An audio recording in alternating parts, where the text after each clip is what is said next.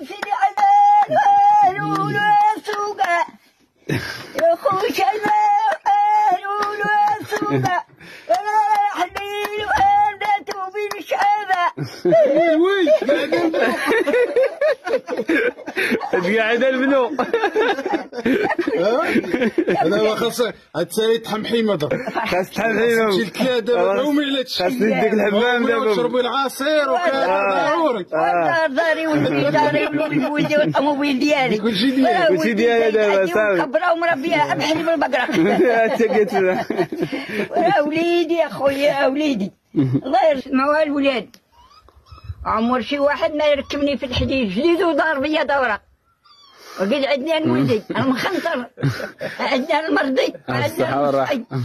الويدان تاعت الخير تكمل على كل طريق وكلامه فيه فتح وفيه الرزق. انا معاه انا وراه قدامه عمره ما يخيب وعمره ما يخسر. هادشي اللي كاين هو هذا.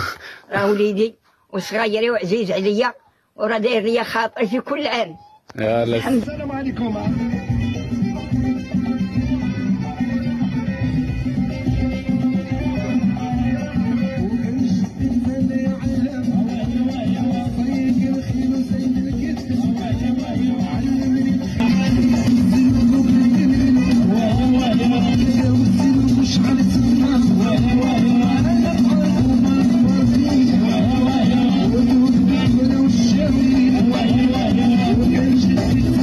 كيف ما شفتوا في هذا الفيديو كانت هذه ردة الفعل ديال الام ديالي والفرحه ديالها اللي شفتوها شحال كانت فرحانه من القلب ديالها الخالص، باش كتعرف بان في هذه الحياه راه اكثر وحدين كيبغيوك الخير هي الام ديالك والوالدين ديالك. راه ما كاينش اللي غادي يبغي لك الخير من غير والديك في هذه الدنيا، وما كاينش اللي غادي يفرح لك من غير والديك.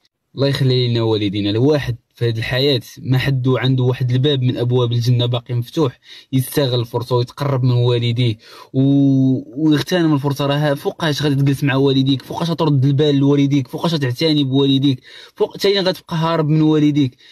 ديما خليك راه عندك واحد الباب من أبواب الجنة. شريت طونوبيل وأول وحدة فرحتها وركبتها في الطونوبيل ودورتها هي الأم ديالي. علاش؟ حنت هي اللي غادي تفرح لك من القلب ديالها، وانتم شفتوا الفرحه ديالها اللي باينه في عينيها. داكشي علاش الله يخلي لنا والدينا والله يطول لهم في عمرهم، واللي والديه باقيين في الحياه يتهلا فيهم ويرد لهم البال، واللي والديه ماتوا الله يرحمهم يا ربي. وهذه هي الفرصه فين الانسان يتقرب من والديه اكثر واكثر. هذا هو الميساج ديالي في هذا الفيديو، وبغيت نوصلو باللي راه ما كاينش اللي يبغي لك الخير بحال والديك في هذا الوقت هذه.